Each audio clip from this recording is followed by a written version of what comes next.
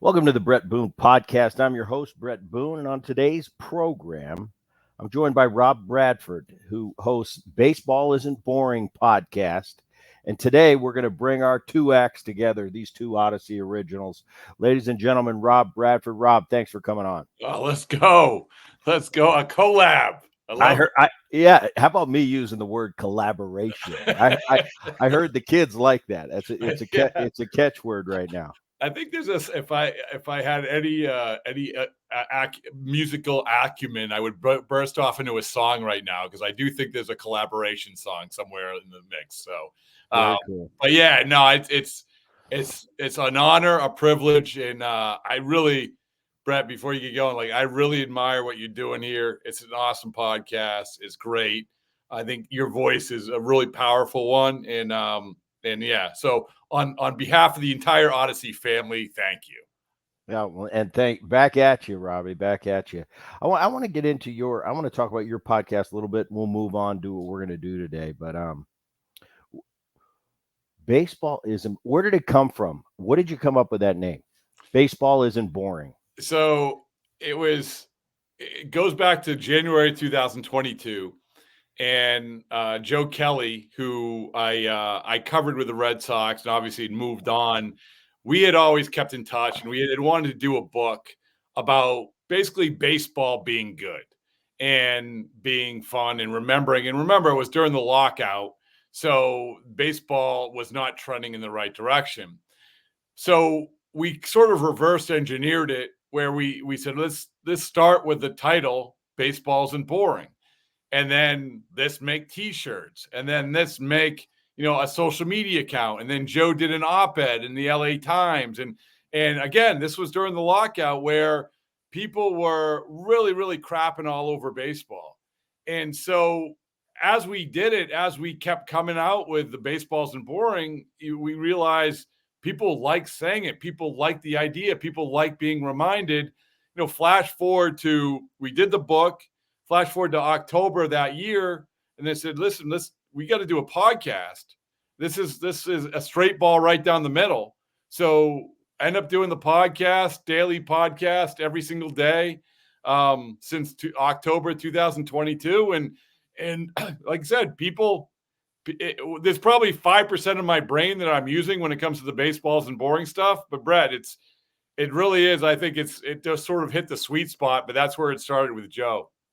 Very cool. And I was thinking about your podcast, and I'm thinking baseball is boring. I'm thinking how you came up with it before I even asked you this question. And then you moved back right around those times, a couple years ago. Is the games? Everybody was starting to complain. Games are too long. They're this. They're that. And I was on the other side of the fence. I thought, no, I want to keep my game the same way. We don't have clocks in baseball. Turned out like a lot of people. I was pleasantly surprised with the new rule. It's kind of cool. And for what we do in content and putting it out there, it really is nice because I know, okay, I got to put my eyes on certain games today. I've got some shows to do tomorrow. And I know that probably at the 2 hour and 48-minute mark, we're going to be done with baseball for the night. Whereas in the past, I don't know if it's going to be 2 hours 45, 3 hours 45, 4 hours and 15 minutes. I think it's been kind of nice. And what it did is it just got the game back to where, probably 30, 40 years ago it's just you needed a little bit of push. So is baseball less boring or more boring than before the rules? Oh, no, listen, I mean, it's less boring. And I'll go back to, again, that time, that early 2022 with the lockout, of how unpopular baseball was. And it was because of the lockout, but also because of, what baseball had become, where it had become long, the shift stuff, the pitch clock stuff, all like everything. And then I think they took enormous steps in the right direction, Bret. I mean, I think that I remember I do the Red Sox broadcast during spring training, and I sat down for that first game. I was like, holy mackerel. This is like, you couldn't, the storytelling, there was no storytelling. It was fast, but then you're like, all of a sudden, a 3-hour game felt like what used to be a 4-hour game was, which is a good thing. And I think that everyone, this been part of the conversation for the last year, more than a year, about the pitch clock and how baseball is and everything else. But even before that, somebody said this, and I think that this one word is important: urgency. Is that it's great to have some semblance of urgency, more urgency in baseball. It doesn't have to be like the other sports. I still say that baseball is the best game to go to. The best game to go to, because you can go to it, you can talk, you can eat, you can do other things, and then all of a sudden, boom, something happens. You don't do that in the other sports, but now it's just the urgency is a little bit more, and I don't think that's a bad thing. No, I think you're right. And speaking of, you doing the games and during spring training, the first spring training it was implemented, and everybody's up in the air. Oh, how's this going to affect the game? I was in Seattle, or I was in Peoria, where Seattle trains for spring training. So I whenever I'm in town, yeah, I'll pop into the booth for an inning or two with Rick Riz. So Riz says, Booney, why don't you come up in the fourth? We'll do the fourth and the fifth inning. I said, okay. And you're right. Usually they have me there to tell stories and BS, and I'm sitting there and like halfway through my story, it's the third out. And I'm going, wow, this is different. And it seemed like I was in the booth for about 15 minutes, whereas in the past would have been at least a half hour of Oh, chit chat. But I don't know now. Like I said, I kind of like it now. I've got stepdaughters that were the opposite of baseball fans. Now in San Diego, it's kind of the hip thing to be a Padre fan these days. The younger generations coming out really supporting this Padre team, and it's cool to see anywhere, anytime for me that baseball is being promoted in a positive light. I think it's great. But they go to the games now and they love it, and they know it's not going to be this 4 hour. And for new fans that aren't the diehards like yourself, like since I've retired, this game's been my whole life. Let's be honest. Since I was 2 years old, that's all I knew is baseball. I retired. I kind of stepped away for a while and kind of have it. I kind of have I call it my dark spot where I don't remember the game from like 2010 to 2016. I have no idea. I don't know who played in that era. I don't know who played that generation. It's just kind of a dark spot. But once I've got back into it, this is my life, and it's what I've done my whole life. It's obviously what my family's done, uh, and all I've known. So I really like it, and I think I don't know. I think it's nothing but the positives. I was hesitant about you can only throw over twice to first base. Come on, what is this? It's going to be easier for the base stealer. Well, in retrospect, that was the reason for them implementing the rule, to encourage base stealing again, to encourage playing baseball. And they call it little ball. Kind of bugs me because it's kind of easy. Everybody gets away with it. Oh, that's little ball. Well, nobody knows what they're talking about, but it sounds good. Uh, but it really is. It's encouraging stealing base. Now you're seeing guys, they're talking about 30 guys, 40 guys. Now, when the real base stealers start to make that their craft again, like Ricky Henderson did, I think they're going to have to autocorrect those or tweak the rules about throwing over twice. Like, wait a minute, now too many guys are stealing bases. But I think in the interim, I think it did the job and just adds to that exciting. Like you said, move it along. We're getting in the box. Strikeouts are a big part of today's game. I have a little bit of problem with that because I don't think there's as much pride taken in putting that ball in play. But I'll tell you what, when you're ready to go, when you're engaged, you have to engage at the 8-second mark. As a hitter, you're more apt to put the ball in play, if that makes sense. yeah, it all makes sense. And Bret, we can't turn a blind eye to this, right? And when this came out, when the rules came out, there was a lot of players, especially a lot of pitchers with the pitch clock, saying, "What are we doing? What are we doing? What are we doing?" And then all you have to do is go, and in Baseball Reference, you can see this, the number of violations. Go to April of last year to the end of the year. And remember, Bret, the postseason was, oh my goodness, how are we ever going to do this? How are we ever going to rush the game along at the most important time of the game? And really, I don't know if there was any violations. And I didn't feel like there was any, because I think that players adjust. Yeah. And like you said, and we're going to continue to adjust. We're going to have to continue to tweak. I think some of the moving it down 2 seconds maybe it was cart before the horse a little bit, going from 20 seconds to 18 seconds. I don't know if that was necessary. And the pitchers there'll still be pitchers saying, yeah, great. We're getting the fans in and it's faster games and everything, but let's see where this lands in terms of the pitcher's injuries. Like there is stuff that we don't know. But what we do know is that the much like your family, the demographic and the attention span of baseball fans and society has gotten shorter and shorter and shorter. So as much as you and I can sit there and digest a 4-hour game, that's not the way that society is going. So we can't turn a blind eye to it. You're right. It's not for the masses. In today's social media era, you're right. I mean, the attention span's this big because if something's not ultra exciting over here, oh, it is over here. So we'll just move over there. I never thought it was going to be a problem from a hitter's perspective. I mean, I just, you always, when you think about a new rule or something new, you think, okay, how would I react? It always goes to yourself because that's what you can relate to. And I thought, well, sometimes I took a little time in between pitches, but I didn't take too much time. And if I need to just be there within 12 seconds, I can make that happen. I always thought, though, and then that thought went out the door because we don't give signs anymore. So I thought, no, getting the sign from the third base coach. And what if, in my day, if you didn't get the sign, you'd have to run through it, and then you'd run down to the third base coaching box. Well, yeah. They don't give signs anymore. So that ends that. So then I thought, well, I don't have to worry about that because when's the last time they gave a sign? But I think everything's worked out good. And I think, like you said, players adjust, players adapt. And Bret, let me give you an example of this, not to interrupt you. No, go ahead. But the ultimate was David Ortiz for me. So David Ortiz, remember one of the first things they did in some of these initial forays into trying to speed up the games were like kind of stupid, to be honest with you. It was like, oh, we're going to limit the walk-in music. Okay, whatever. But that offseason where they said you're not going to be allowed to take your foot out of the batter's box, that was a big thing.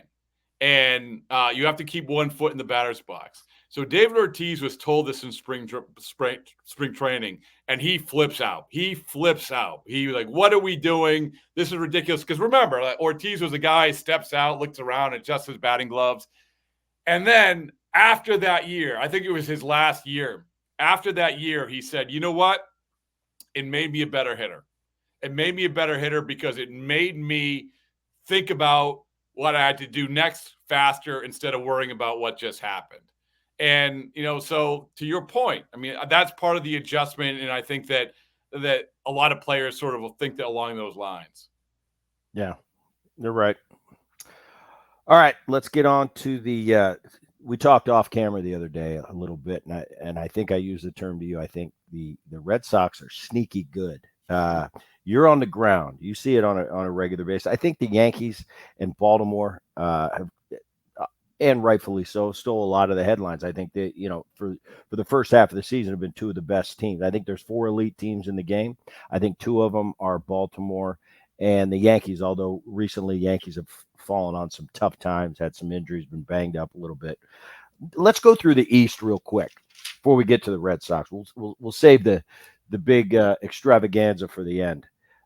Talk to me what you've seen so far about the top guys, the Yankees and the Baltimore Orioles. Baltimore Orioles, to me, Rob, and I'll let you go on this. They won 100 games a year ago, 101 games, I believe. I wasn't all in on them this year, and I thought, no, it was nice. They won 101 games. It's a feel good story. Yeah, a lot of young talent. I don't think they're ready to win 101 games again. Well, I was dead wrong. I watched this team. These guys are electric. They're young. They're talented. They're not scared. They're pitching better than I thought they'd pitch. Burns has been a big acquisition, putting him in the top of the rotation over there. But what have you seen so far from that young, exciting Baltimore Oriole team? I think they are the best team right now, and I think it's pretty obvious too that if they want to get aggressive, and once you had the new ownership group, David Rubenstein, and you had him come in, and immediately you have the Burns trade right after that. Say, okay, here we go. This is exactly what we're talking about.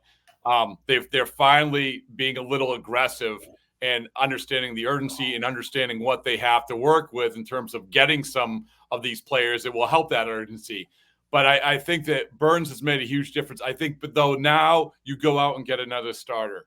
And if you go out and get another starter, a legit starter, I mean, a starter that is going to start in a postseason game, then I don't think there's any question that from top to bottom, what you have is a dynamic team, like you said, a young team. And this is another factor of this is that young teams, man, in this day and age of baseball, it works. If you have a good, young, talented team in the grind of a baseball season who just is showing up and loving life and not feeling the aches and pains, like it works. And this is a really, really talented young team, which obviously has more guys coming up. But I just feel like you're there, but you do not. If you're the Orioles, you do not want to be blindsided when it comes to a postseason series and being caught short when it comes to your starting pitching. Yeah, you mentioned that they do need another starting pitch, and with Bradish, Means going down, both of them opted for Tommy John surgery. My one, and you know who I'm really impressed with? He gets a lot of headlines, but Gunner's getting all the headlines this year, and he's been an MVP candidate since day one. But I'll tell you what, this Adley Rushman kid, he's good, and I don't mean just pretty good. He does a great job handling the pitching staff. His catch throw is excellent, but I don't really look at that. I just look at the whole pet. This kid's like, and I don't want to give him too much because he doesn't have the body of work yet. But to me, he's every bit what Posey was. He's got that demeanor. He reminds me of him. Switch hitter, and this sucker and maybe it's just those guys you get, Rob, that it seems like every time you watch them they do something good, or certain guys every time you watch them they don't get a hit and you don't know how their numbers are where they are. Every time I turn the TV on and I catch the Orioles for a minute, it seems like Adley Rushman comes up and he always does something that blows me out. Like he did it again. Every time this guy should be hitting 500. Every time I see him, he gets a hit. He's just really special to me. My question to you is, this season out for the year is Bautista, arguably the best closer in game, and there's a lot of good ones right now, a lot of dynamic guys.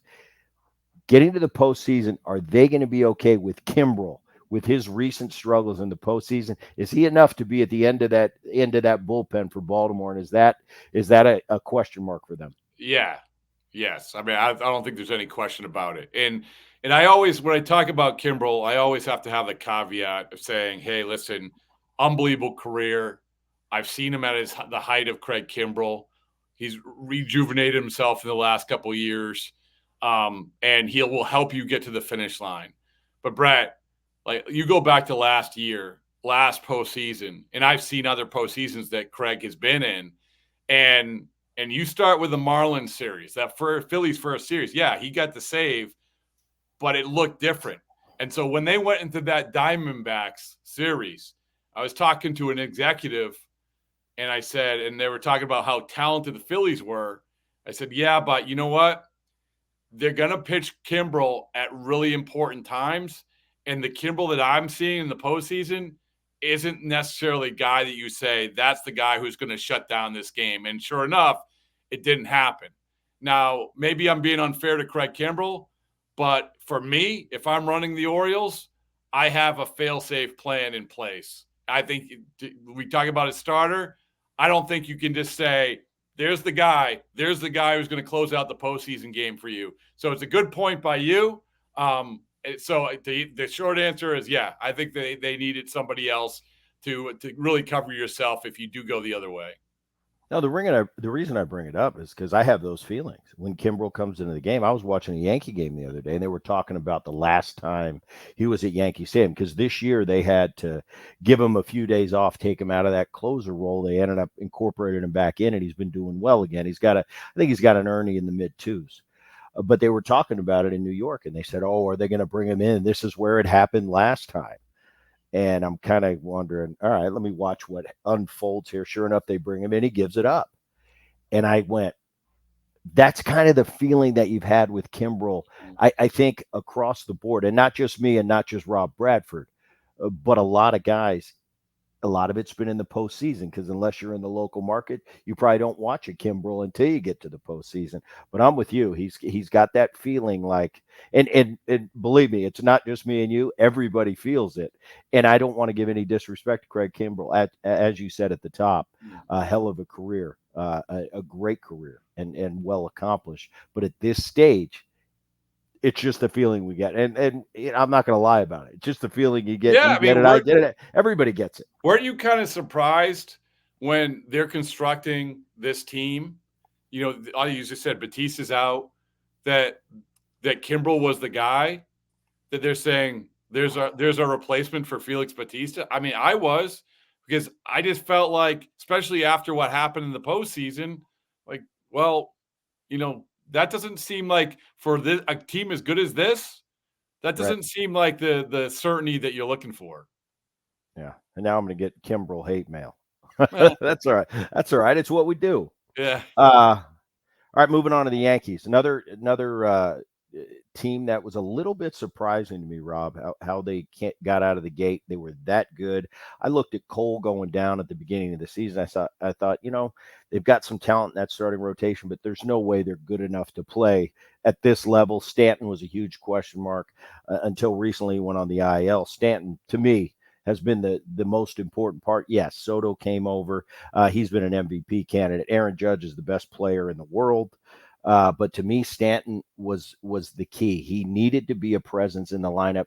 He's been he's been every bit that thus far. Well, like I said, recently went on the IL. Look at this team up and down. Your thoughts at this stage of the season? Are they good enough? If not, where do they need to improve? Well, I think you're gonna have to have Louis Heel and some of these pitchers hang on, and you have to have Garrett Cole be good. I think they'll score runs. I do, um, and Stroman as well. It's you just you have. It's not a news flash that the teams, you have to position yourself. You can be a really, really good team. You can win a division, but just talking with some of the Dodgers, they know this as well.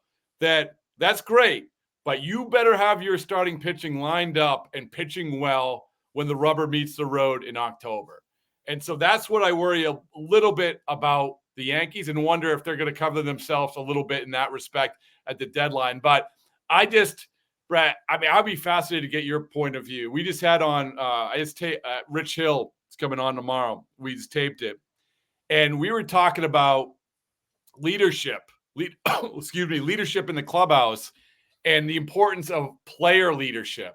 And that clip, and your brother does an awesome job, one of the best managers in the game. I'm not just saying that. But to have that player where Aaron Judge walks up alongside of Marcus Stroman and just said, hey, excuse me, this isn't really how we do things. We don't blame the fielders. I'm paraphrasing. But to have that impact, to have that guy who is steering the ship through all this stuff that we're talking about, that is a difference maker for me. It just is. And he's a great player, Aaron Judge. But that just, I mean, to have a player be able to have that guy in that clubhouse do that, whether it's Stroman or Verdugo or whoever else, that is a huge check mark in the favor of the Yankees, I think. Yeah, it's true, and you got to have it, Rob. You got to have that type of policing internally. That's not up to the manager. That's not up to a coaching staff.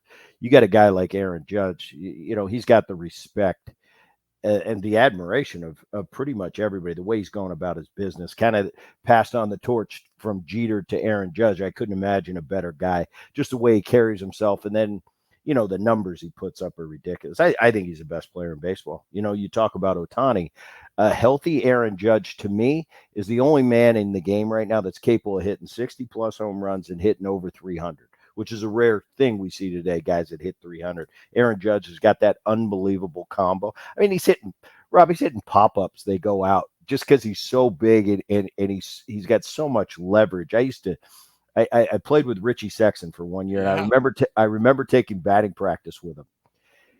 And these guys, they're so big and they have so much leverage, and he's sitting there and he's flicking balls, and they're going where my balls are going on when I'm back legging it and I'm in perfect position. I said, "Oh, Richie, must be nice to have that kind of leverage and just flick balls out of the park." And he looked at me and goes, "Oh yeah, but it must be nice having those little short arms, so nothing can, not as much can go wrong." So yeah, there's an advantage to having shorter limbs. Yeah, less can go wrong, but I'll take that leverage all day long. Aaron Judge definitely has it. Good points on that. You know, touching on the Stroman situation the other day, and I don't, I'm not one of those ex players that gets ahead of myself and says, "Oh, I know what he did."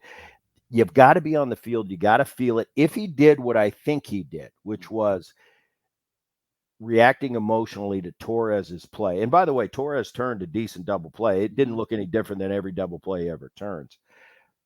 If I'm at second base and that happens from one of my pitches, those are fighting words right there. Those aren't, "Oh, I'm just not going to talk to you because I'm mad at you." That's go under the stands and let's go. You Mm. don't do that to me on the field. That is the last thing you do. I've seen guys get in fights over that stuff before, and I think you should. You never show up a teammate ever on the field when the cameras are rolling. If that's what happens, Stroman knows better than that. I think Aaron Judge handles it. The most important thing, team to team, is you get it squashed, you get it handled in house, and you're moving on the next day. So hopefully that's Well, that's and that's what, and you hear Stroman's comments. I know. Listen, I mean, it's comments to the media, right. but he said the I'm right past. things. He Right, said, he did. yeah. And so you're right. I mean, the fact is that now Stroman knows. Listen, I don't know like what type of like who has confronted Stroman in the past if things like this have happened, but I know this. I don't remember seeing anyone do what Judge did with Stroman, which is like what, like 10 seconds, Right, but do that and like, okay, he's probably not doing it again, to your point. right, right. And it's kind of just a moment. Excuse my French. Is cut that shit out. Yeah, We don't play that bullshit here in New York. And with Aaron Judge having that captain thing, which I laugh being the captain. There's no captains in baseball. I know. That's for Thank hockey. you. That's for Thank hockey. you. That's for hockey. But said captain. No, I think it was poignant, and I think it's moving on. That's the key to great teams, Rob, and all the great teams I've been on. There's no BS that gets out that gets us off track. Everything is handled in house. When something happens, you squash it right now. And whatever the controversy may be, you need to wake up the next morning, come to the ballpark, and it really is squashed and it's over and you're moving on. So the real positive teams and the successful teams I've been a part of, they were all really policed from the inside. Okay, moving on to the team. Uh, it, I don't think "drive me crazy" is the right phrase. I can't figure it out. This Tampa Bay Rays team, year in and year out, I don't know half the players on the team ever, yet they're at the postseason every single year. They're knocking on the door. They were dead and gone. They're up to 500 already. But is this the year where Tampa Bay just doesn't make it? Rob Bradford. I tell you what, Brett, again, we have to say, we want to say this every year, and then we're always made to look the fool if we do say it because they find a way. Last year was the extreme example when they're starting out like 100-0 to begin the year, where a lot of people went in that year said, this is a year again. The difference this time around was that you had two key guys missing. And I think it hurt them at the end of the year. The Wander Franco thing, listen, whatever happened, it happened to him. But I'm just talking about on the field, that hurt them. Offensively, defensively, that they could not replace him in that lineup at the end of that year. And I think it carried over a little bit. And then McClanahan, like one of the best pitchers in the American League. You're without him. So you keep losing guys. And by the way, they lost Glasnow too. And Pepio has been okay, but it's Glasnow. So you keep losing these guys, it's going to catch up to ultimately. Now, I will say this. They have some guys coming back. They have some pitchers coming back. They're playing a little bit better, as you mentioned. So as we sit here, I can't count them out. I can't count them out, especially with guys coming back. I can't. But boy, every year we're like, and this is why every time they come to town, you ask them, hey, Kyle Snyder, hey, just between us, like, what's the secret sauce What's the thing? What's the secret? And what he'll do, like, we'll throw strike one over the plate, throw strike one over the plate. And I'm sure it's more complicated than that, but whatever they're doing, it's working. And I would not count them out even now. It's impressive, this run they've been on, and it's, I think it's a culture. I think when you sign up to be a Tampa Bay Ray, uh, you get to spring training, and there's something Kevin Cash has got going there, and that's, I don't know any other word to use than culture. But when you walk through the spring training doors for the Rays, the atmosphere is kind of, hey, we win here and we go to the postseason here. The only thing they haven't done, they haven't finished the deal and won a World Series. But when you have that type of atmosphere, I had it when I went to Atlanta. You know, different circumstances. The Braves were a juggernaut in the '90s. They never lost a division. But I remember going into that spring training, coming over from the Reds, and I was on some good Reds teams. But the atmosphere was, no, it's not a matter of if. We're going to the postseason. It's whether we're going to win the World Series here. But it wasn't just words. It was a real feeling that you had in that clubhouse. I think Tampa Bay has found a way to make that a real thing. And when you go through those doors, it's not the rah answer the reporters' questions that, yeah, we're really going to have a good year and get to the postseason. It's, no, we're going to the postseason. Is this the year we figure out how to win the World Series? And I think it's nothing but a great thing. Yeah, and Bret, in terms of this, if you're focused on the pitching too, there's that dynamic, the mentality, which I'll go back to Joe Madden when they defined this James Shields Coco Chris fight as we're taking on the big boys in the American League East. Next thing you know, you're actually beating the big boys in the American League East, and you're going on the run that they haven't really stopped. But the pitching, you had said when you walk in there, you have the Rays mindset of doing things. Jake Diekman, this was the guy who he was released by the White Sox, couldn't throw strikes, had great stuff, had bounced around. He lands with Tampa Bay, and then all of a sudden, the Tampa Bay way of doing things got him pitching like everybody had hoped that he would pitch. And talking to Diekman, he said, he was honest. He said, everyone tells you this is what you got to do, throw the ball over the plate for strike one, and so forth and so on. But when you hear it from the Rays, this is his words. When you hear it from the Rays, it hits different. And I think that's part of what you're talking about. It's amazing to me. All right, last team before we get to your Red Sox. To me, one of the more disappointing teams. I've watched this young team grow up together, and I thought they were going to be a real force going forward. Offensively this year, they've done nothing. From a pitching standpoint, they're at the bottom of the American League in all the categories. Defensively, they're as mediocre as they come. I looked at this Blue Jays team at the beginning of the season, and I saw Gossman, I saw Bassett, I saw Kikuchi, Barrios, and thought, this is probably the best staff, the best starting rotation in the American League East. They're in the basement. Is there any hope? Have you given up on this young, with Bichette and Vladdy and Springer? They brought in Justin Turner, who's had a ton of success in LA. Is this the end of the run? Do they need to scrap this, or I don't know. What's your thought on the Blue Jays? For me, very disappointing. Yeah, it is disappointing. And I do think it's the end of the run because now you're at the point where you have to make decisions on guys like Justin Turner, on guys like, Bichette and Guerrero, and you're gonna have to start turning over the roster a little bit just because of contract status. But and then you have injuries like the Romano injury. It's just that time where I know that there's 3 months left, but for the Blue Jays, it is what it is. This isn't like we talk about the Rays. You're trending a little bit better and you have the Rays way of doing things. No, the Blue Jays way of doing things in recent years has been underachieving, but it is disappointing because like you, I thought they were the most talented team in the American League East last year. You could make the argument this year, even with Baltimore and the Yankees. And I know the reason I know that they were perceived as one of the most talented teams was because the guy that they almost had, the guy that was supposed to be on the jet flying from California to Toronto, but wasn't, but still went to Dunedin to actually take a tour of the facility, and that's Shohei Ohtani. I mean, Shohei Ohtani, I know the money was there, but he doesn't go there unless he feels, or he doesn't even entertain that unless he feels that this is a good situation going forward.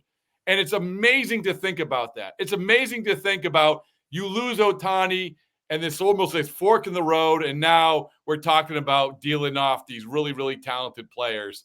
It's just taking a real turn for the worse. And I think it's just not going to change in the next month. Yeah, I think underachieving. I think that's the word. I'm going to coin it. I'm taking it. Rob Bradford, Bret Boone, underachieving. That's the word for it. All right, let's get to your Red Sox. I've been keeping an eye on them all year, and it's like, man, Red Sox pitch. They got a good bullpen. They offense more than I thought. I know there's a Devers guy there, but who else is there? They're playing. They're stealing bases, and they're just hanging around. 44-39 as we tape this, and I don't know. Do they have enough in that division? Give me your take on the ground. It's funny. It's like the 2024 Red Sox : I don't know. I mean, there it is. It really is. I mean, it's before it was maybe question mark. I mean, it really, Brett, is one of the most baffling teams that I've ever covered, certainly, and one of the most surprising teams too, because you already came in with low expectations. You didn't do much in the offseason. You have, I think, win over under win total was like 78.5. And then you get in the season and Giolito, their big signing, out for the year. Trevor Story, week in the season, out for the year. You keep having these injuries. Garrett Whitlock, a guy who was supposed to be part of the rotation, out for the year. So you have all of these things, and you're just filling the gap. Vaughn Grissom, the guy that they got for Chris Sale, who is supposed to be the everyday second baseman, has barely played, and when he's played, it hasn't been great. Tristan Cassis, the guy, the foundation guy, well, he's been out for a couple months now. All of it. And as you said, now they're sitting here a game and a half out of the wild card, over 500. And at first, for the first couple months, it was the starting pitching. It was Andrew Bailey has found the secret sauce, the recipe, and they've gotten Tanner Houck and Cutter Crawford and Nick Pivetta and these guys to be one of the best starting rotations around, and that kept them in it.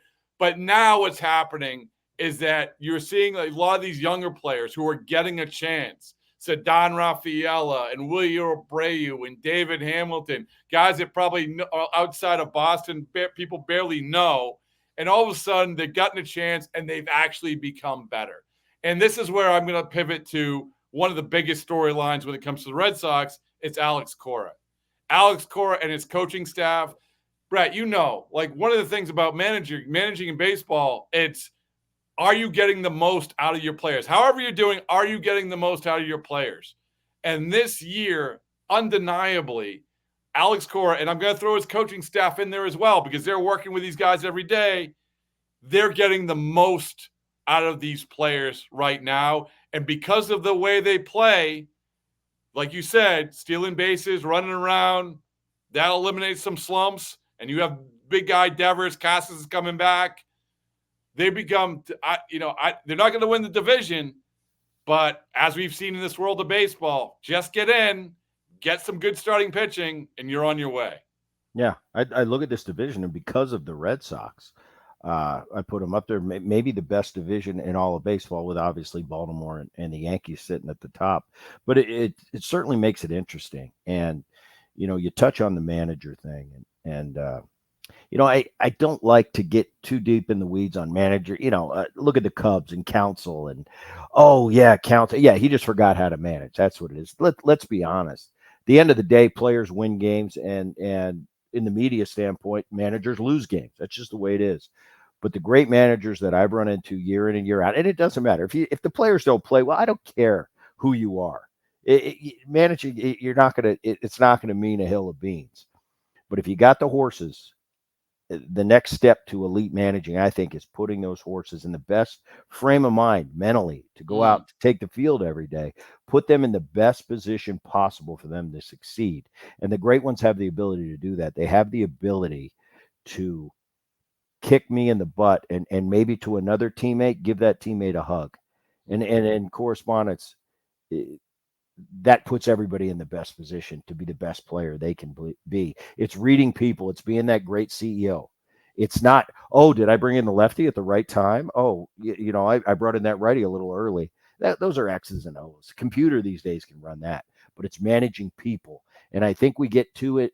I laugh because now having a brother doing it, you listen to the fans and, oh, he stinks. He should have brought him. I just sit there and shake my head like nobody has a clue. Once that national anthem ends, Rob, I'll tell you what, it's very very minuscule the say a manager has in the outcome of that game. And I've talked to a lot of teammates. I said, how many times do we sit around after a game, have a beer, and bitch about the manager losing the game for us? Every time it was because we didn't do something to win that game. It had nothing to do with the manager. Once in a while, you'd come in and say, man, Skip made a bad move at this part of the game. But it was so a one-off, and it didn't happen. So, no, I agree with you. The great ones, they can have that little impact, and it's just putting the talent in position to succeed. Well, that's why they call it managing, right? It's Yeah, because it's almost like the managing and managing of everything outside from 7 to 10 is the more important stuff. It's managing people, right. and yeah, so Interesting. Well, I appreciate you on the Red Sox. I got to keep a closer eye on that Red Sox, but you've kind of put it out there like I don't know why, but they keep coming, and I can't give you a real. I don't have a real feel on it, no. and you're watching these guys daily. Yeah, Well, sometimes and sometimes they. I do think this is that I didn't mention one of they could legitimately have 4 All-Stars. I mean, we're talking about obviously Devers, Tanner Houck has emerged as to a legitimate ace, but Jaron Duran has become one of the best outfielders in baseball. And if anybody who hasn't seen him play, like he's also a really fun guy to watch play. And then even a guy like Connor Wong, who they what came was one of the third guy in the Mookie Betts trade. So they just have guys who maybe a lot of people in baseball hasn't got on their radar. But Brett, they're so desperate to find the foundation for the next good Red Sox team, the next Red Sox team where we're not saying how are they doing this, and they've I don't want to say stumbled upon, but they have found some of those pieces which I think a lot of people didn't think they would find this year. I'll tell you what. Sometimes it's nice to look around and go, "How are we doing this? Yeah, Who knows? But just keep doing it." I mean, exactly. sometimes as players, you don't know. You just shut up and just keep doing it. Rob, I appreciate you coming on, man. A lot of fun. I love your show. I love your podcast. Baseball isn't boring. Everybody out there watching the Bret Boone podcast, go check out Rob's podcast. It's a fun show. You mentioned who's coming up. Oh yeah. So, well, today we drop. Well, we just dropped Dylan Cease. Talked to him. We love having Dylan on. He's a really smart guy. He's a really good pitcher. Rich Hill is a constant. Rich Hill is trying to become the first guy who goes from coaching in Williamsport, winning the Little League World Series, which he's coaching his son, to then jumping on with a major league team and winning a World Series as a player. So we talk about that. But listen, it's honestly, Brett, it's like it's every single day. Like I look forward to listening to watching your podcast and I feel very fortunate that we have this family of baseball talk here because we can do this all day long, right? It's not digging ditches. Yeah, we'll do it again. We'll do it in a couple months when we get close to that postseason. Uh, Always fun catching up with you, Rob. For those of you tuning in to the Bret Boone podcast, now catch us on YouTube. For those who are listening on the Audacy app, wherever you get your podcast, I appreciate you tuning in. Tune in to Rob. He's an Audacy insider too. He's an Audacy original, his podcast, so check his out. And until next time, keep it here.